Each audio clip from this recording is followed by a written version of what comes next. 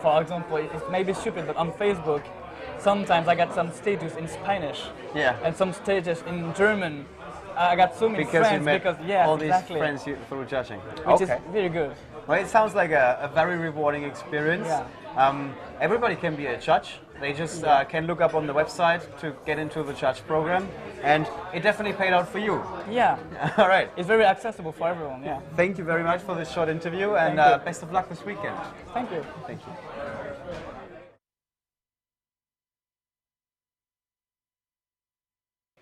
Welcome back to the coverage of YCS Bochum 2015, one of the largest European Yu-Gi-Oh! Championship series of all time.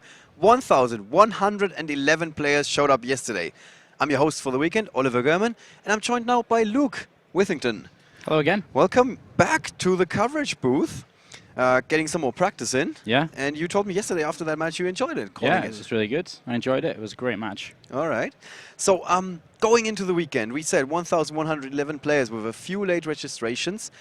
We had a lot of Germans. Let's take a look at the country breakdown. More than 700 German players, coming a little bit short compared to Milan, where we had more than 1,000 Italian players, if you can believe it. Yeah. So here we can see the day 2 breakdown for the countries of the duelist breakdown of who made it to the to day 2. The top 256 players. Yes. So as we can see, there are a lot of players from Germany. Yes, and well, that is to be expected because there were so many at the start of the day. Yeah. However, I want to give a special mention to the Italian players because we only had around 60 or 70 at the start of the day yesterday, and now we still got 26. They have shown once again that they are quite the force to be reckoned with. Yeah, they're usually quite highly represented within the top cut as well. So yes, very diverse field in that regard. We're now in the top 32, and we're left with 17 Germans and 7 Italians. So speaking in relative numbers, Italians are going up and up and up. Yeah, exactly. So the question is, can Italians take the title and take it home with them, or will it stay in Germany? We, of course, also got some other countries still in the top 32. Got 2 Dutch duelists, a Swiss duelist, UK, Slovenia, Sweden, Austria, and Greece. So very diverse field. Yeah, very diverse. And speaking of diverse fields, the same is true for the deck breakdown. Initially, we had 260 players showing up with Nekroz. That's roughly 30% of the field. Yeah, that's as expected. Yes, and then in close pursuit, we had Shadol and Tellarknights in second and third place. And now when we're looking at the second day, where we have 256 decks, you can tell Nekroz went up in numbers a little bit. Yeah, quite a lot. Yeah, so they are roughly at 40%, I would say. Yeah. And Shadol and Tellarknights pretty much holding their ground. Yeah, and then we also see the Clifford and Burning Abyss still making a showing. Quite a good showing as well. And I think Clifford went up in relative numbers. Yeah. Yeah. So this seems to be a good choice for the weekend. In the top 32, you can tell there's a lot of numbers here, but we're going to make it easy for you to follow all of this. We are having 21 Nekroz players in the top 32. So the most dominant deck is also the most represented in the top 32. No surprise there. Yeah, very powerful. And 5 Shadol decks, 2 Tellarknights, 1 Volcanic deck that you have seen in the round 11 feature match. I got a chance to see that. It was fantastic. How is it seeing it from the sideline? Oh, it was great. At the moment, because I could sit there and I was thinking, what cards has he got? And all this kind of stuff. And then as soon as he played that mass change player towards the end, I was like, wow. That was very explosive. Very strong. We might not be able to have a deck feature of that deck in the written coverage. However, we're going to have a deck feature, as far as I'm aware, of a Clifford deck, for example, and of course the Mecha Phantom Beast deck, the story of the weekend. That was our play of the day yesterday. Yes. It was absolutely fantastic. We got to see Gustav Max coming out and really showing... going to town. And unfortunately, Nino Zimmermann is out. So, Riot in the chat, of course, I'm sorry for that. We could have picked another deck, because we still have a couple of, well, not Nekroz decks. However, we got the rematch of the YCS Madrid semi-final. So let's take you to the table where Joshua Schmidt from Germany is going up against Federico Zoppini from Italy. 2 friends and 2 of the best players in Europe right now. So both of these guys are playing Nekroz. It's the first time this weekend that we're going to see Nekroz versus Nekroz, and you told me there's a lot of strategy going on in these matches. Yeah, so I played Nekroz this weekend, and there is a lot of strategy in this matchup, and immediately I've seen something that's really interesting to me. Federico Zoppini is playing Bullblader. Now, that's a card that comes from Battle Pack 2 that was, I think it was printed before that, but I remember it from Battle Pack 2, that is a great out to the Jinlock. If it hits something, then you can, after damage calculation, you can destroy the monster that it battled with, which is insane because it can stay on the field and do it multiple times, whereas things like DD Warrior Lady and Exiled Force are a one-time thing. And that was also their reasoning. When I talked to them, they said this is why we're playing it. We want to reuse it if possible. Yeah. Interesting choice, and I mean, he's in the top 16 again. On the one hand, no surprise, because Federico has been there a couple of times. He's got quite the streak, in fact. Yeah. And on the other hand... So, yeah, here we see it straight away. Here's the Bullblader. And I can't believe he just drew that. And, well, oh no, sorry, he searched off reinforcements to the army. But here we see, and I'm going to say that Joshua's going to have to read this card, see what it does. And but no, he uses the Valkyrus. So Valkyrus is one of the really powerful Nekroz monsters, which allows you to negate an attack by banishing a Nekroz card from your graveyard. So that stops Bullblader in its tracks right now. But it's a pretty high cost, right? To give up a Valkyrus this early? Yeah, especially, and having to banish one of those mirrors from your graveyard is very, very... Not what you want to do. Not what you want to do, yeah, really. All right. But Federico's got some other cards in his hand with a Cyclic Clausulas Mirror, Preparation of Rites, very good card, and Solemn Scolding. He is playing Solemn Scolding. It's the first time we see that card this weekend, and you can tell us a little bit about that card. Yeah, so it's a very, very interesting strategy. So the choice to play Solemn Scolding is, the idea behind it is that you Djinlock your opponent and then have something to protect that Djinlock, because it completely shuts down the opponent's Nekroz Ritual Summon plays. So Solemn Scolding can negate any spell, trap, or monster effect, or monster summon as well, at just the cost of 3,000 life points, which, if you manage to protect your Djinlocked monster, that's not a high cost to pay. All right. So the first time we're going to see that this weekend. Quite different, these two decks, even though they're both playing Nekroz. Big difference. Joshua Schmidt not running any trap cards, whereas Federico is running 3 copies. He's maxing out on that Solemn Scolding. Yeah, so Joshua Schmidt has gone with the Book of Eclipse as an out to the Djinlock, alongside the DD Warrior Lady, whereas Federico has gone with the likes of Bullblader and the Armageddonite build, where you can send Farfar to the graveyard. I don't know if he's playing Farfar, though. Nah, he's playing Shadow Dragon, which is another use of Armageddonite. All right. So what do we have here? Even though Joshua Schmidt was able to protect his Clausulas the first time, the second time the Bullblader got rid of it. Exactly. So that reuse of Bullblader is great, and very different compared to a Warrior Lady. Yeah, exactly. And here we see a very standard play of playing Kaleidoscope to send the Herald of the Arclight from your extra deck to the graveyard to summon Nekroz of Unicorn. That allows you to, triggering its effect, which allows you to replace that card in your hand, which was the mirror, with the Herald of the Arclight. All right. Which just keeps up the amount of card advantage that you have. Yes, and it looks good for Federico Zoppini, or am I mistaken here? No, it's looking pretty good for him right now. So there's a few basic rules that you have to follow in the Nekroz mirror match. One of those being trying to clear your board after you've made a play, because you don't want to have your opponent be able to play Trishula.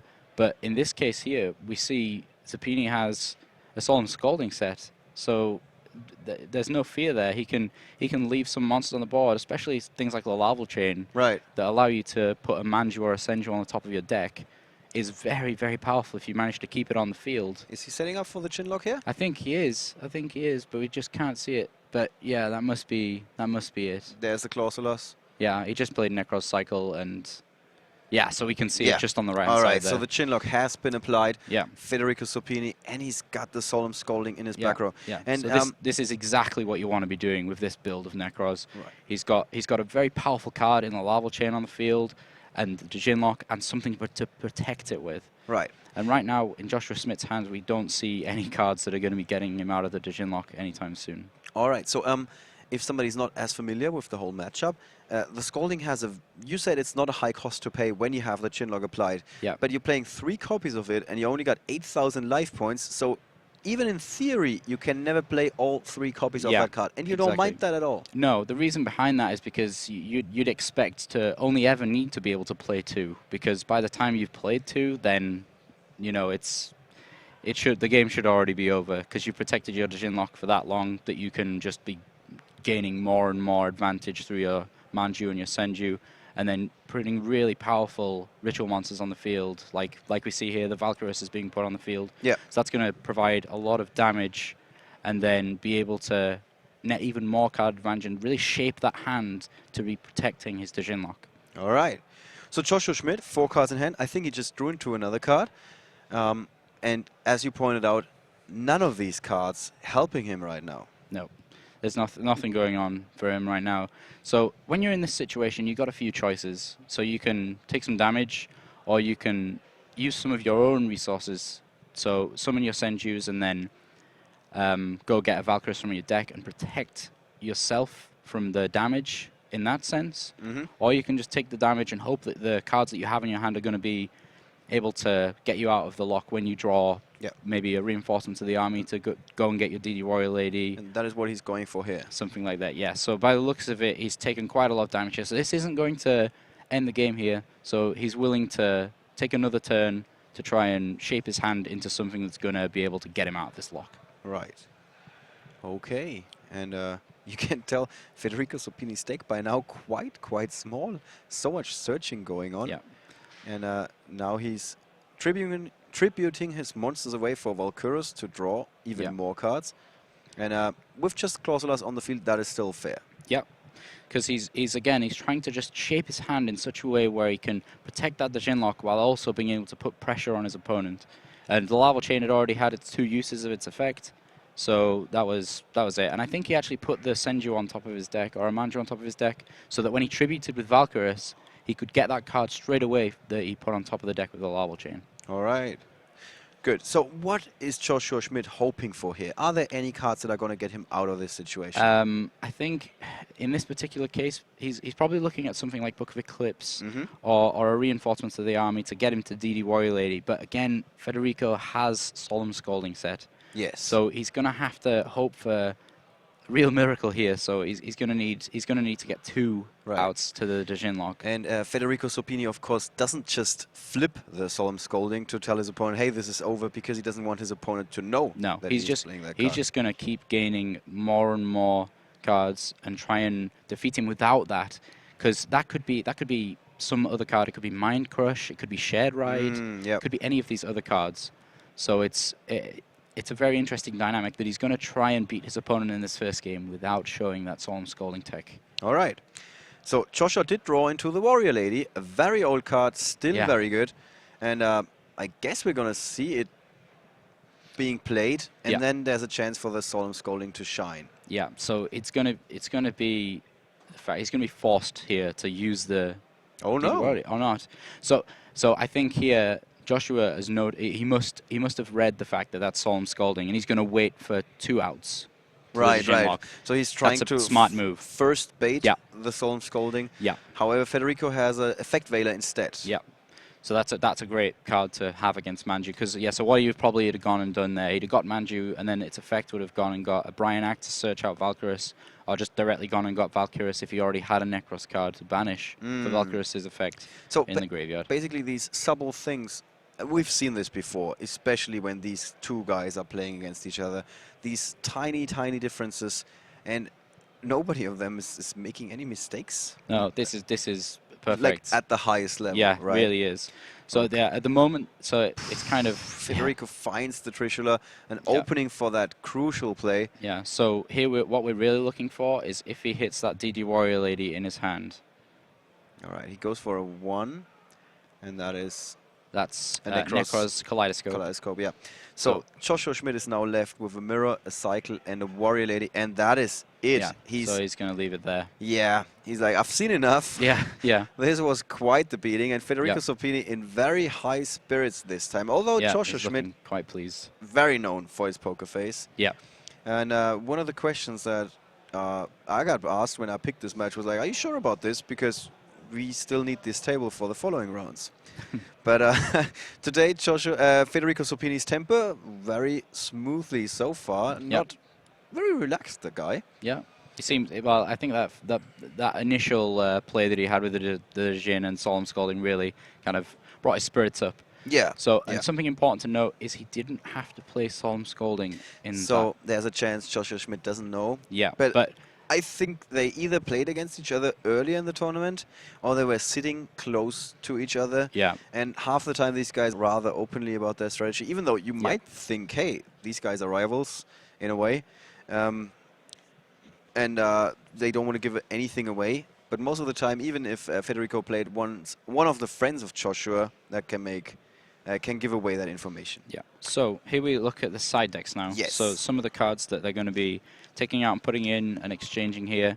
So one really big card in this matchup is Mind Crush. Both players are playing 3 copies of Mind Crush. All right. It can produce some very, very great advantage swings as far as the Nekroz mirror match is concerned.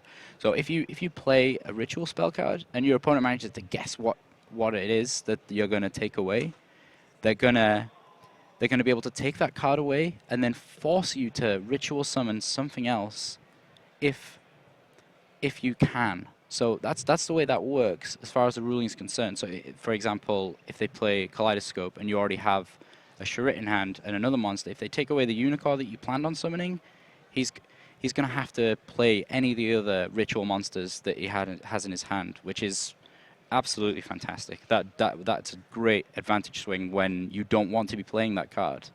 All right. So so now I think we're going to see them be quite careful in their plays, just because Mind Crush is going to be about, and they're both going to know that. Who do you think is the favorite going into the second game?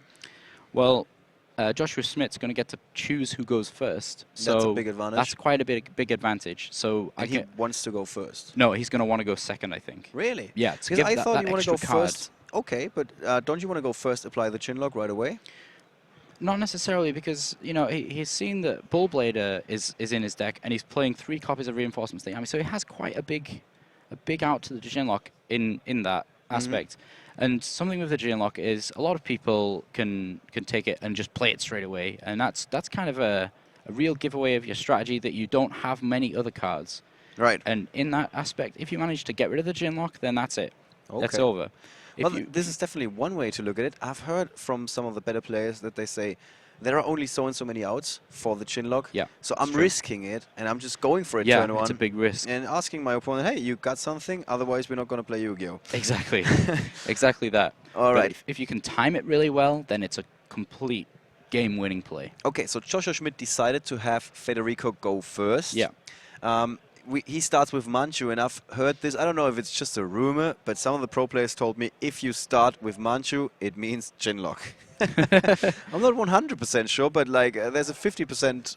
So far, it was 50% of the times it was true, and this looks very much like a Chinlock to me so far. It's possible. However, in his hand, he does have the Valkyrus combo, so he has enough cards to be able to ritual summon Valkyrus and also make a play to clear his board, which again is one of my star rules for the Nekroz mirror match. Is if you always manage to apply as much pressure, gain as much advantage as you can, and then clear your board away so that you can't be Trishula'd, while also retaining Valkyrus in hand. However, here we do see a Lava Chain, so this could mean a Genlock. Yeah. All right, so Federico Zoppini going first in the second game. He just won the first game in very convincing fashion, applying a Chinlock with a Solemn Scolding in the back row. That was 100% safe, and it was smooth sailing from then on for him, and Joshua Schmidt found no way to get out of that situation. And this is it. We can see the Jin right there is going to be applied in this first turn of Federico Zoppini. Right. So this is something that's quite strategic here. So Federico is taking that chance because he already won game 1. He can take this chance because he's ahead in the match. Yep. He can just apply the Genlock and see hope. where. Really, that's it. All right. So much for that. There's the cycle, and now the Chin is being banished. Yeah. And there's the Clauselus. Yeah. All right. Let's take a look at Joshua Schmidt's hand. He's got the reinforcement of the army. So that's going to be able to go get him the DD Warrior Lady to out that Genlock. However, Federico Zoppini does have the Mind Crush. Exactly. This is going to prove crucial here. It is. So, and if he mind crushes the Warrior Lady after Joshua Schmidt adds it to his hand, does that mean good game? That could very much mean good game, and we'll have to see if Joshua Schmidt manages to get another out to the Jin lock here. So let's really pay close attention to what he's got in his hand here. So lock applied for Federico Zoppini, 1-0 in the lead. Joshua Schmidt had the chance to go first. He would have been able, theoretically speaking, to go for that particular play. It would have actually been a game over as far as that was concerned, because he has double mind crush. Yes. That's so powerful in the mirror match. All right, let's see what Joshua Schmidt is doing. Is he going to go for Manchu instead? I think it's really difficult to tell. He's going to have to make a choice right now whether he wants to try and out this Jin lock and hope that none of those back row can really do anything. And he knows that his opponent is going to be siding mind crush. Right. So this is a really difficult decision. It's a very tough decision. There he goes. This is his reinforcement of the army. Reinforcement of the army. So I think Federico is. And I think Federico's hand is shaking right now. He can't believe how well. I want to say lucky he's got, but this is really, really good for him. And well, there's a saying that I quoted yesterday. Luck is when preparation. Opportunity. He didn't even let him. He didn't even let him put the card down. So he must have sided in the exiled force. Yes. Yeah, so he wants to have an additional out to the Jin lock apparently. Yeah. So that's a great idea. So that's only one out to the Jin lock out of Joshua Schmidt's deck. Right. So exiled force gun sent immediately to the graveyard. Joshua Schmidt now left with those 2 mind crushes. He's still got his normal summon at least, and that is the Manchu of the 10,000 hands. Yeah. So. At this point, he's going to have to go into a bit of stall mode. He's going to have to look for an answer. Yep. But, however, he does have double mind crush. That means he's going to be able to stop his opponent really doing anything. And the thing with applying the Jin lock is that you don't necessarily have a lot of cards in your hand afterwards. So we can see here that Federico Zoppini only has 1 card in his hand. It's only a Valkyrus. Yeah. And normally you want to hold on to that rather than summon it. Or would you play any differently now? No. In this particular situation, we're going to want to play the Valkyrus, because he's going to want to try and cycle through these cards and really protect that Jin lock, because otherwise he's just going to lose, because he's not going to have anything to protect it. He did draw into a reinforcement of the army. Yeah, so that's a great draw. Reinforcement of the army is really anything you want it to be. It really is. You can get a Schmidt, which is going to allow you to make a really good Nekroz combos. Yeah, make a good Nekroz combo. It can be an out to the Jin lock, because it can go search things like Bullblader apparently, or Armageddon Knight. Yeah. Or it can go and get you a ritual spell card. All right. So that Bullblader, is it better than DD Warrior Lady? Yeah, well, I can actually see the people in chat really discussing this now. It's it's a strange decision, because you can affect Veiler, but you can also affect Veiler DD Warrior Lady. My logic behind I played DD Warrior Lady personally, and my logic behind DD Warrior Lady is that you can attack, and then hopefully you can get your Valkyrus and protect DD Warrior Lady and be able to attack again with that. Yeah. But it's I think they're kind of one and the same. All right. But I think one advantage with Bullblader is, I guess, you can't play Artifact Lancier against Bullblader, whereas you can play Artifact Lancier against DD Warrior Lady. All right. So here, Federico adding something with reinforcement. What is he search for? Did we see that? I don't think so. No, we haven't seen don't have it on the app yet. And that would give Joshua Schmidt an opportunity to flip. He gets a Bullblader. A Mind Crush. He does get for the Bullblader. There. Yeah. Let's bring this guy up again. And is Joshua Schmidt going to Mind Crush? No, he's not. No, I don't think he is. Okay. Why is he not mind crushing? Because he would then get to see the other card in his hand. Yeah, I agree with that, actually. I think he probably could have mind crushed that and then been able to mind crush the Valkyrus, because then his other out to the Jin lock is the DD Warrior Lady, and then he definitely didn't have a Valkyrus. But he could be saving the mind crush for if he does have another Valkyrus later on. So I think he's gonna try and hold on to those for when he does have DD Warrior Lady, and then be able to attack freely with Mind Crush, because he can Mind Crush the Valkyrus.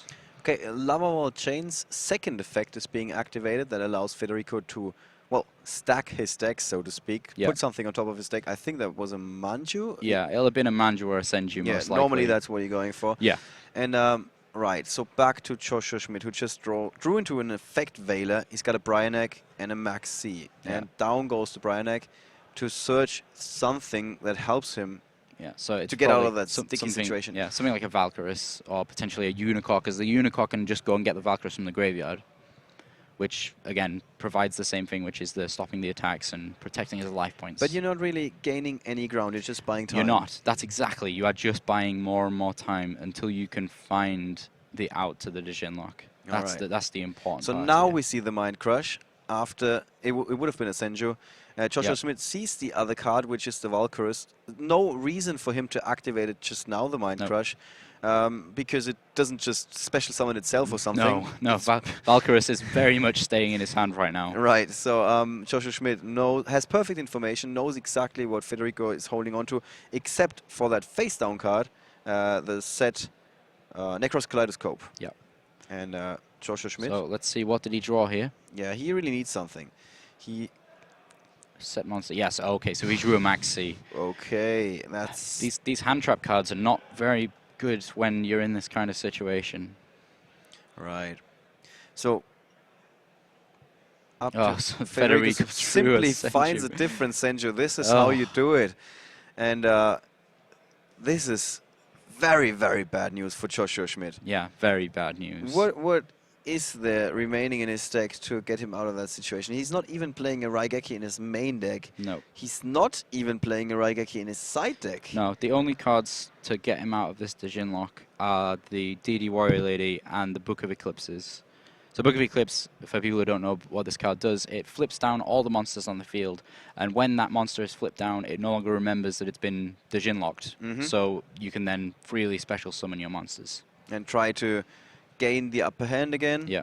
And you want to get rid of those monsters, because if they are being flipped face up again during the end phase, the opponent is going to draw a card for each of those. Yeah, that's the second effect of Book of Eclipse. You have to draw a card for each card that is flipped face up on your opponent's side of the field in the end phase. Even a Book of Eclipse, not that much use for Joshua Schmidt here. No, to be honest, it's looking really bad for him. He's going to need some miracles to start happening. And Federico Zoppini with a Unicorn and Valkyrus in hand. There is the Bull Blader that gets rid of anything standing in its way. Yeah.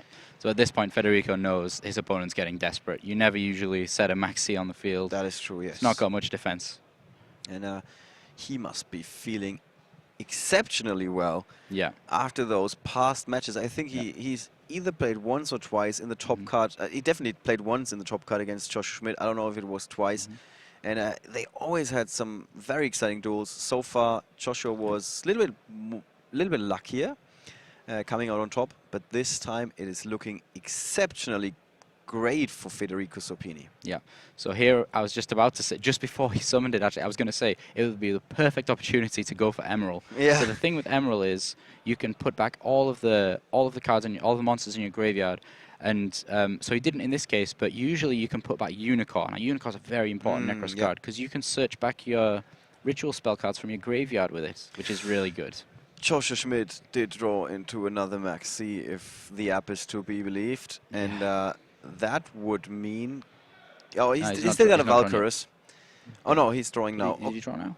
I think it just drew. Yeah. And the Maxi might still be on the app as a Trishula. But here we go. He's just drawn a Trishula, so... And his face is not... This is not an amused look. No, he's not happy at all. Federico Zoppini is in play mode.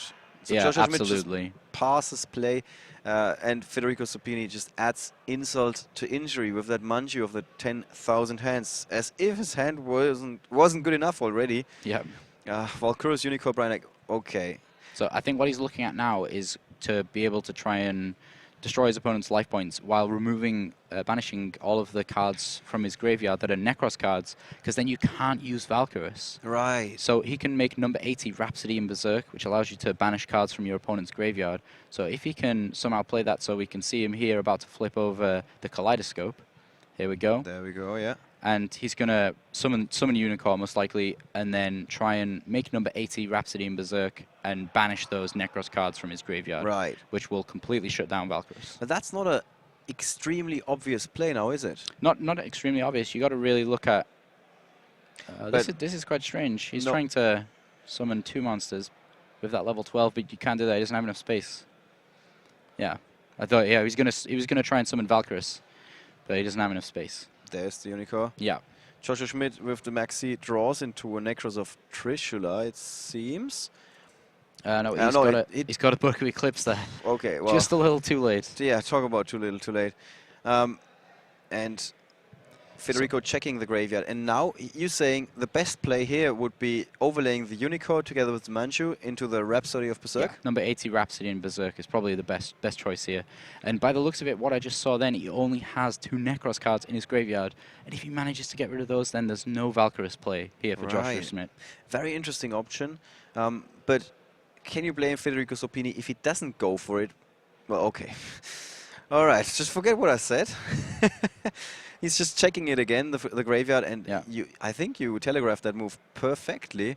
There we go. Yeah. 2 materials being... Oh, he drew an Effect Veiler from the... Wow, from that Maxi, I think so. Joshua Schmidt found an Effect Veiler. Oh, wow. But that means that Rhapsody should still have 1 material. Yes, it does. Yeah, but he's got nothing to do there because Rhapsody is now useless.